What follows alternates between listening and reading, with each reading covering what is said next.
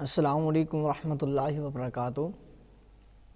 اگر ایک شخص عشاء کی نماز پڑھنے کے بعد سو جاتا ہے تو 10 بجے یا 11 بجے یا 12 بجے اس کی آنکھ کھلتی ہے تو کیا اس وقت وہ تہجد کی نماز پڑھ سکتا ہے یا نہیں؟ تو یاد رکھ لیجئے، اگر نماز عشاء پڑھنے کے بعد سو گیا اور سو جانے کے بعد جب ہی آنکھ کھلی 1 گھنٹے بعد، 2 گھنٹے بعد، 3 گھنٹے بعد، تو وہ اٹھ کر نماز تہجد پڑھ سکتا ہے۔ اور آقا کریم صلی اللہ علیہ وسلم کا فرمان عالی شان بھی ہے کہ تم میں سے کسی کا یہ گمان ہے کہ رات کو اٹھ کر صبح تک نماز پڑھے تبھی تہجد ہو۔ تہجد صرف اس کا نام ہے کہ آدمی ذرا سا سو کر نماز پڑھے، یعنی کہ بندہ سو جائے، آنکھ لگ جانے کے بعد جب ہی آنکھ کھلے اسی وقت جو ہے وہ نماز تہجد پڑھ سکتے ہیں۔ اس کے لیے صبح صادق سے پہلے تک نہیں ہے، بلکہ جب بھی آپ کی آنکھ کھلے اسی وقت اٹھ کر نماز تہجد پڑھ سکتے ہیں۔ اور اب جو ہے وہ سنت موقدہ اور غیر موقدہ کو ادا کرنے کا طریقہ یاد رکھ لیں۔ فجر کی 2 رکعت جو نماز سنت ہیں وہ موقدہ ہیں۔ اسی طرح ظہر کی جو سنتے ہیں ظہر کی جو سنتے ہیں 4 فرضوں سے پہلے وہ بھی موقدہ ہیں، اور فرضوں کے بعد جو سنتے ہیں 2 وہ بھی موقدہ ہیں۔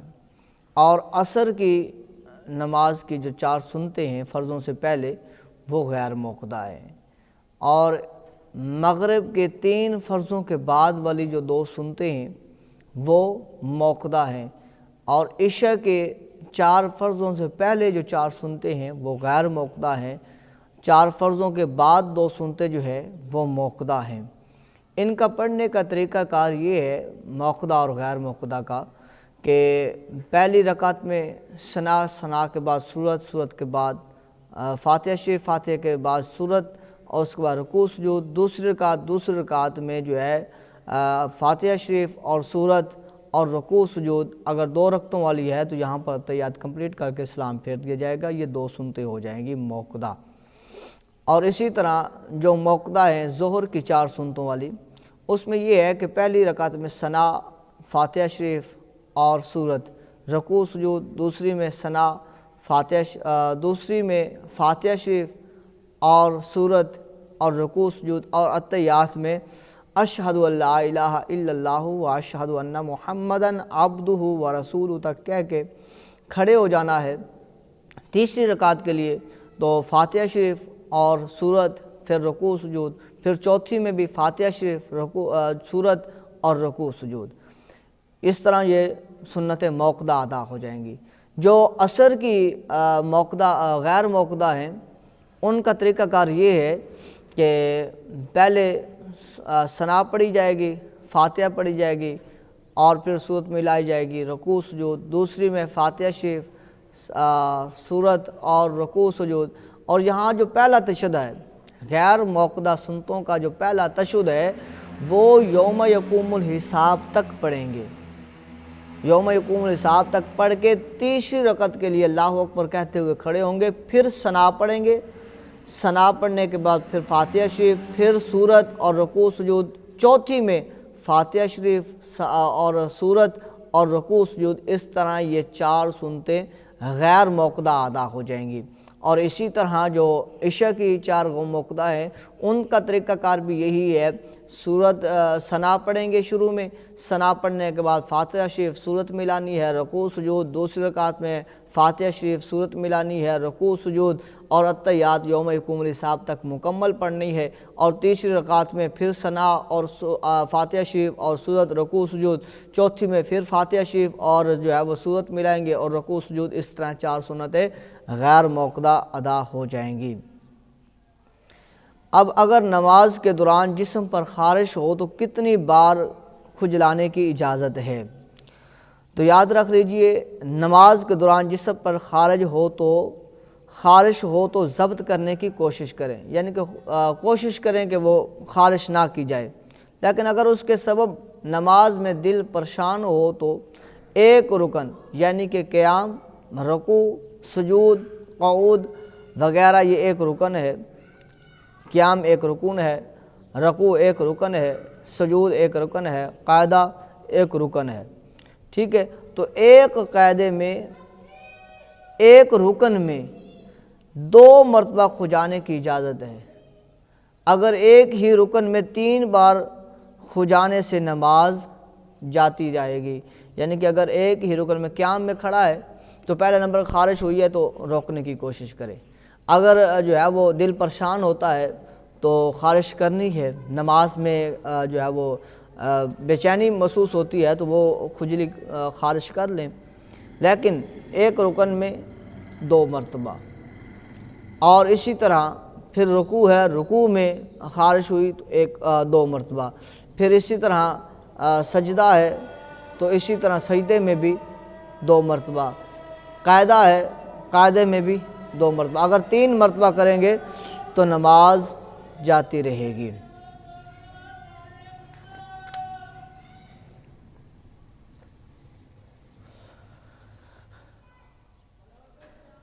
اچھا، جس جائے نماز پر کعبہ شریف یا گنبد خضراء کی تصویر یا نقشہ بنا ہوا تو اس پر نماز پڑھنا کیسا ہے؟ تو اس پر نماز پڑھنا بالکل جائز ہے کہ اس کا حکم جو ہے وہ اصل جیسا نہیں ہے، البتہ گنبد خضراء یا کعبہ شریف کا جہاں نقشہ بنا ہوا ہو اس پر پاؤں نہ رکھیں کہ اس کی بھی تعظیم کرنے کا حکم ہے، لیکن اگر جائے نماز کے اوپر بیت اللہ شریف یا روضہ رسول کی تصویر بنی ہوتی ہے تو اس کے اوپر نماز پڑھنے سے نماز ہو جاتی ہے۔ نماز کے دوران موبائل کی ٹون بجنا شروع ہو جائے تو کیا کرنا چاہیے؟ تو علماء اکرام سے اس مسئلے کے بارے میں پوچھا گیا تو آپ فرماتے ہیں کہ نماز کے دوران اگر موبائل کی ٹون بجنا شروع ہو جائے تو عمل قلیل، یعنی ایسا عمل جس کو کرنے سے دوسرے لوگ یہی گمان کریں کہ نماز میں ہی ہے، عمل قلیل کہلاتا ہے۔ عمل قلیل کے ذریعے موبائل کی ٹون بند کر دیں، یعنی جیب میں ایک ہاتھ ڈال کر موبائل کا بٹن دبا دیں جس سے ٹون بجنا بند ہو جائے، لیکن اگر پھر بھی ٹون بند نہ ہو رہی ہو تو حکم یہ ہے کہ نماز کو توڑ دے اور موبائل کو بند کر کے پھر نماز شروع کرے۔ نماز میں اگر موبائل بج رہا ہے تو عمل قلیل ایک ہی ہاتھ جیب میں ڈال کر اس کا بٹن جو ہے وہ دبا دیں، آف کر دیں۔ اگر پھر بھی نہیں ہوتا، بار بار بج رہا ہے تو نماز کو توڑ کر موبائل کو بند کریں، اس کے بعد پھر سے نماز شروع کریں۔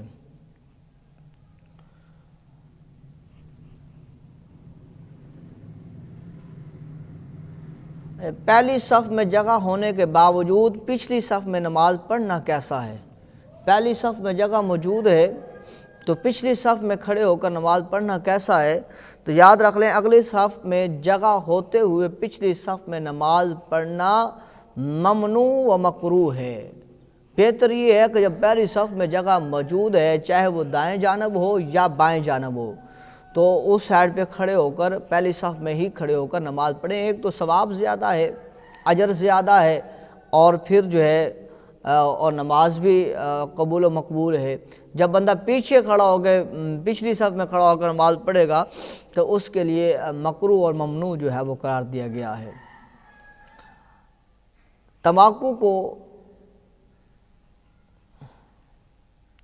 تمباکو، سگریٹ یا ہوکا پی کر نماز پڑھنا کیسا ہے؟ تمباکو، سگریٹ یا ہوکا پی کر نماز پڑھنا کیسا ہے؟ تو یاد رکھ لیجئے کہ منہ میں بدبو ہونے کی حالت میں نماز پڑھنا مکروہ ہے، اور ایسی حالت میں مسجد جانا حرام ہے جب تک کہ منہ صاف نہ کریں، اور اگر اس سے دوسرے نمازی کو ایذا یعنی کہ تکلیف پہنچتی ہے تو بھی یہ حرام ہے، اور دوسرا نمازی نہ بھی ہو تب بھی بدبو سے ملائکہ کو ایذا پہنچتی ہے۔ تو حدیث پاک میں ہے کہ ملائکہ کو ہر اس شے سے اذیت ہوتی ہے جس سے بنی آدم کو ایذا پہنچتی ہے۔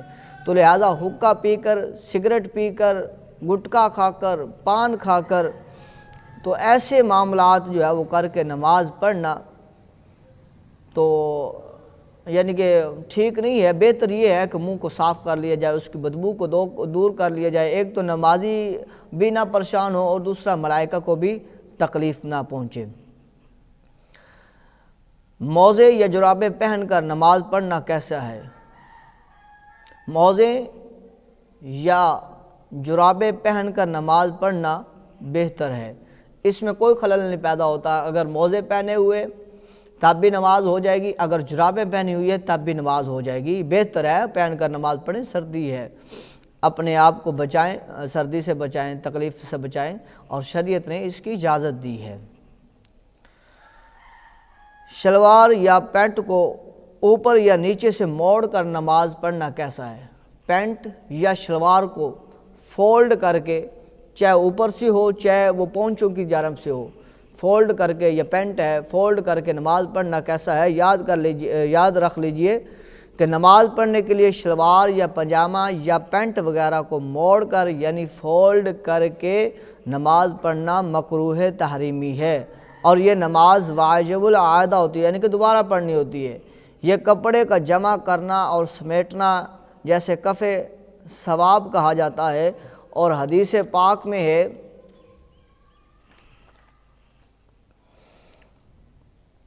حضرت ابن عباس رضی اللہ تعالیٰ عنہما روایت کرتے ہیں کہ نبی کریم صلی اللہ علیہ وسلم نے فرمایا، مجھے 7 ہڈیوں پر سجدہ کا حکم دیا گیا ہے، 7 ہڈیوں پر سجدہ کرنے کا حکم دیا گیا ہے، اور یہ کہ نماز میں نہ بالوں کو سنوارو اور نہ کپڑوں کو موڑو۔ صحیح مسلم میں یہ موجود ہے۔ تو لہذا پتہ یہ چلتا ہے کہ صحیح مسلم کی حدیث مبارکہ سے کہ نماز میں کپڑوں کو سمیٹنا، فولڈ کرنا، چاہے وہ پونچوں سے ہو چاہے وہ نیفوں سے ہو، یہ مکروہ ہے، مکروہ تحریمی ہے، نماز واجب العادہ ہوتی ہے۔ اسی طرح اسی حالت میں نماز کو پڑھ لیا جائے وہ بہتر ہے، بغیر فولڈ کیے ہوئے۔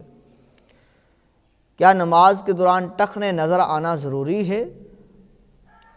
تو ٹخنوں سے اوپر پانچوں کا رکھنا سنت ہے، اور اس کے خلاف یعنی کہ نیچے رکھنا اگر تکبر کی وجہ سے ہو تو حرام، اور اس صورت میں نماز بھی مکروہ تحریمی، ورنہ صرف مکروہ تنزیہی یعنی کہ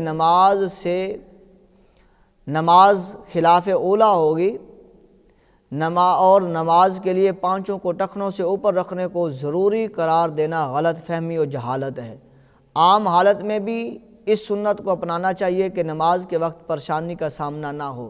اگر شلوار یا پینٹ لمبی ہے اور بغیر موڑے ٹخنوں سے اوپر نہیں ہوتی تو ایسے ہی نیچے رہنے دیں اور اسی حالت میں نماز پڑھ لیں کہ اس صورت میں نماز صرف خلاف اولا ہوگی، لیکن اگر کوئی پینٹ یا شلوار کو فولڈ کرے گا تو نماز مکروہ تحریمی یعنی کہ واجب العادہ ہوگی۔ تو سفر کے دوران چلتی ٹرین میں نماز پڑھنا کیسا ہے؟ سفر کے دوران چلتی ٹرین میں نماز پڑھنا کیسا ہے؟ تو چلتی ٹرین میں نفل پڑھنا جائز ہے، مگر فرض، واجب اور سنت فجر پڑھنا جائز نہیں، اس لیے کہ نماز کے لیے شروع سے آخر تک اتحاد مکان یعنی کہ ایک جگہ رہنا اور جہت قبلہ شرط ہے، اور چلتی ہوئی ٹرین میں شروع سے نماز سے آخر تک قبلہ رخ رہنا اگرچہ بعض صورتوں میں ممکن ہے، لیکن اختتام نماز تک اتحاد امکان ایک جگہ رہنا ممکن نہیں، اس لیے چلتی ہوئی ٹرین میں نماز پڑھنا صحیح نہیں ہے۔ اگر نماز کے اوقات میں نماز پڑھنے کی مقدار ٹرین کا ٹھہرنا ممکن نہ ہو تو اس صورت میں چلتی ٹرین میں نماز پڑھ لی جائے اور بعد میں اس نماز کا اعادہ کر لیا جائے، یعنی کہ یہ نماز دوبارہ پڑھنی پڑے گی۔ تو لہٰذا چلتی ٹرین میں نماز نفل پڑھ سکتے ہیں، واجب فرض نہیں ادا کر سکتے۔ پرفیوم یا باڈی سپرے کپڑوں میں لگا کر نماز پڑھنا کیسا ہے؟ تو یاد رکھ لیں، علماء اکرام نے پرفیوم، باڈی سپرے وغیرہ لگا کر نماز پڑھنا جائز قرار دے دیا ہے، لیکن اگر کوئی شخص خود سے بچنا چاہے تو وہ بچ سکتا ہے، اچھی بات ہے۔ طلوع آفتاب کے کتنی دیر بعد نماز پڑھ سکتے ہیں؟ طلوع آفتاب کے کم از کم 20 منٹ بعد انتظار واجب ہے، اس کے بعد نماز پڑھ سکتے ہیں۔ طلوع آفتاب کے کم از کم 20 منٹ کا انتظار واجب ہے، اس کے بعد نماز پڑھ سکتے ہیں۔ داڑھی مڑوانے والے شخص کے پیچھے نماز پڑھنا کیسے ہے؟ تو یاد رکھ لیں، داڑھی مڑوانے والے یا ایک مشت سے کم کروانے والے امام کے پیچھے نماز مکروہ تحریمی ہوتی ہے، جس کا دوبارہ پڑھنا واجب ہوتا ہے۔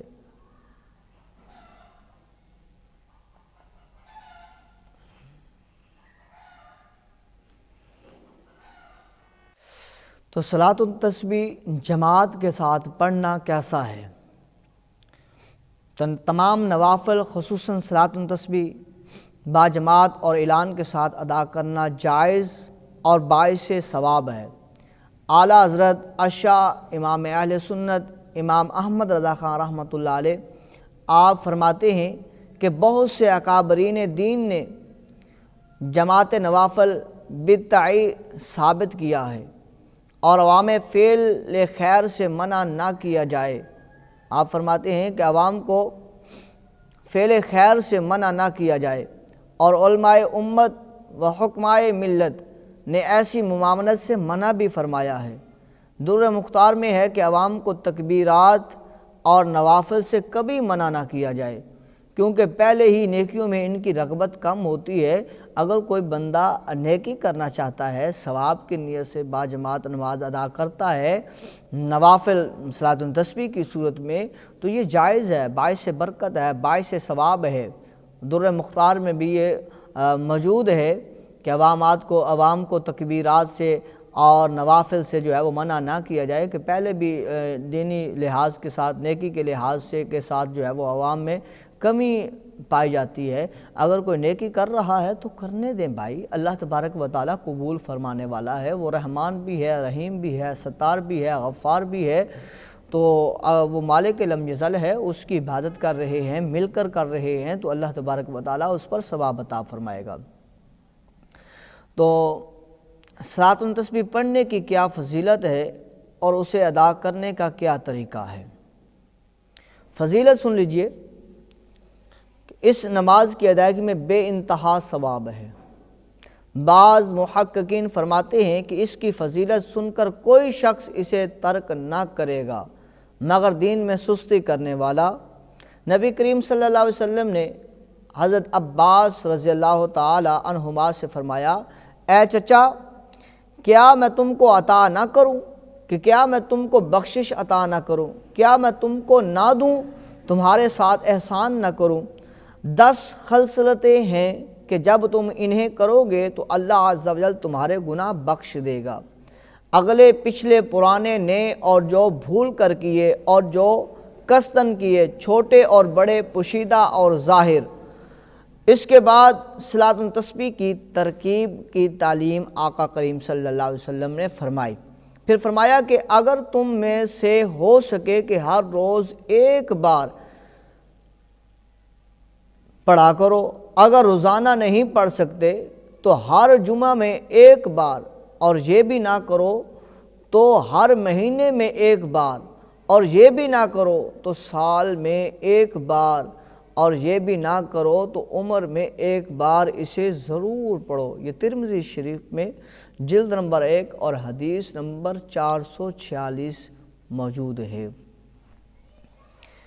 صلاۃ التسبیح پڑھنے کا اب طریقہ سن لیں کہ اس کی ترکیب یہ ہے کہ نیت کر لیں، نیت کرنے کے بعد اللہ اکبر کر کے شروع کرنا ہے، ثنا پڑھی جائے گی، سبحانک اللہم و بحمدک و تبارک اسمک و تعالی جدک و لا الہ غیرک۔ اعوذ باللہ من الشیطان الرجیم، بسم اللہ الرحمن الرحیم۔ اس کے بعد سبحان اللہ والحمد للہ ولا الہ الا اللہ واللہ اکبر، یہاں تک 15 مرتبہ اس کو پڑھنا ہے۔ اس کے بعد فاتحہ شریف پڑھی جائے گی۔ فاتحہ شریف پڑھنے کے بعد کوئی سی صورت ملانی ہے، ملانے کے بعد اب جو ہے پھر 10 مرتبہ سبحان اللہ والحمد للہ ولا الہ الا اللہ واللہ اکبر پڑھنا ہے۔ پھر رکوع اللہ اکبر کہتے ہوئے رکوع میں جائیں گے، سبحان ربی العظیم 3 مرتبہ کہنے کے بعد، 5 مرتبہ کہنے کے بعد، یعنی کہ تا تعداد میں جہاں تک ممکن ہو سکے کہنے کے بعد پھر یہ 10 مرتبہ پڑھنا ہے، سبحان اللہ والحمد للہ ولا الہ الا اللہ واللہ اکبر۔ 10 مرتبہ کرنے کے بعد پھر سمیع اللہ لمن حمیدہ ربنا لک الحمد کہنے کے بعد پھر 10 مرتبہ سبحان اللہ والحمد للہ ولا الہ الا اللہ واللہ اکبر۔ پھر سجدے میں اللہ اکبر، سبحان ربی العلیٰ، سجدے کی تسبیح 3 مرتبہ، 5 مرتبہ، 7 مرتبہ، تاک مرتبہ جتنے مرتبہ کہہ سکتے ہیں آپ، کہنے کے بعد پھر سجدے میں ہی 3 مرتبہ تسبیح کہنے کے بعد یہی سبحان اللہ والحمد للہ ولا الہ الا اللہ واللہ اکبر 10 مرتبہ۔ پھر سجدے سے اٹھ کے جو بیٹھنا ہے جلسے میں تو پھر 10 مرتبہ سبحان اللہ والحمد للہ ولا الہ الا اللہ واللہ اکبر۔ پھر دوبارہ سجدے میں، دوسرے سجدے میں، تو پھر سجدے کی تسبیح کہنے کے بعد پھر 10 مرتبہ سبحان اللہ والحمد للہ ولا الہ الا اللہ واللہ اکبر۔ اس طرح ایک رکعت میں 75 مرتبہ یہ تسبیح جو ہے وہ پڑھی جائے گی۔ پہلے فاتحہ شریف سے پہلے 15 اور پھر رکوع میں جانے سے پہلے 10 25 اور رکوع میں تسبیح پڑھنے کے بعد 10 35 اور جو ہے وہ قومے میں ربنا لک الحمد کہنے کے بعد 10 مرتبہ 45، پھر سجدے میں 10 مرتبہ دوسری تسبیح پڑھنے کے بعد 55، اور پھر سجدے سے اٹھ کے جو بیٹھنا ہے جلسے میں تو پھر 10 مرتبہ 65، اور پھر دوسرے سجدے میں 10 مرتبہ 75۔ اس طرح ایک رکعت میں 75 کی تعداد پوری ہو جائے گی۔ اب دوسری رکعت کے لیے کھڑا ہونا ہے تو اب جب کھڑے ہوں گے تو اس میں کیونکہ ثنا پڑھنی نہیں ہے تو ڈائریکٹ جو ایک کلمہ پڑھا جائے گا سبحان اللہ والحمد للہ ولا الہ الا اللہ واللہ اکبر، یہ 15 مرتبہ پڑھنا ہے۔ پھر سورہ فاتحہ شریف، پھر آگے کوئی صورت ملائیں گے، پھر آگے ترتیب ساری ویسے کی ویسے چلی جائے گی جیسے بتایا ہے پہلی رکعت کی۔ اب یہاں جو پہلا تشہد ہے تو یاد رکھ لیں یہ جو تشہد ہے اس کو یوم یقوم الحساب تک پڑھنا ہے۔ اب تیسری رکعت کے لیے کھڑے ہوں گے اللہ اکبر، تو اب پھر ثنا پڑھی جائے گی، ثنا پڑھنے کے بعد پھر 15 مرتبہ فاتحہ شریف، پھر سورت ملائی جائے گی، پھر 10 مرتبہ، پھر رکوع میں، پھر جو ہے وہ قومے میں، پھر سجدے میں، پھر جلسے میں، پھر سجدے میں، پھر چوتھی رکعت کے شروع میں، یعنی کہ اب ثنا چوتھی رکعت میں نہیں پڑھی جائے گی، ڈائریکٹ 15 مرتبہ سبحان اللہ والحمد للہ ولا الہ الا اللہ واللہ اکبر، اور پھر جو ہے وہ سورت ملائی فاتحہ پڑھی جائے گی، سورت ملائی جائے گی، پھر 10 مرتبہ، پھر رکوع میں 10 مرتبہ، پھر جو ہے وہ قومے میں 10 مرتبہ، پھر جلسے میں 10 مرتبہ، پھر سجدے میں 10 مرتبہ، جلسے میں 10 مرتبہ، پھر سجدے میں 10 مرتبہ۔ اس طرح یہ 4 رکعتوں میں یہ تسبیح جو ہے وہ 300 مرتبہ مکمل ہو جائے گی، اور یہ صلاۃ التسبیح جماعت جو ہے وہ مکمل ہو جائے گی۔ اللہ تبارک و تعالی ہم سب کو صلاۃ التسبیح کی نماز پڑھنے والا بنائے، جماعت کے ساتھ ہو یا منفرد اکیلے میں ہو۔ اللہ تبارک و تعالی ہمیں عمل کی توفیق عطا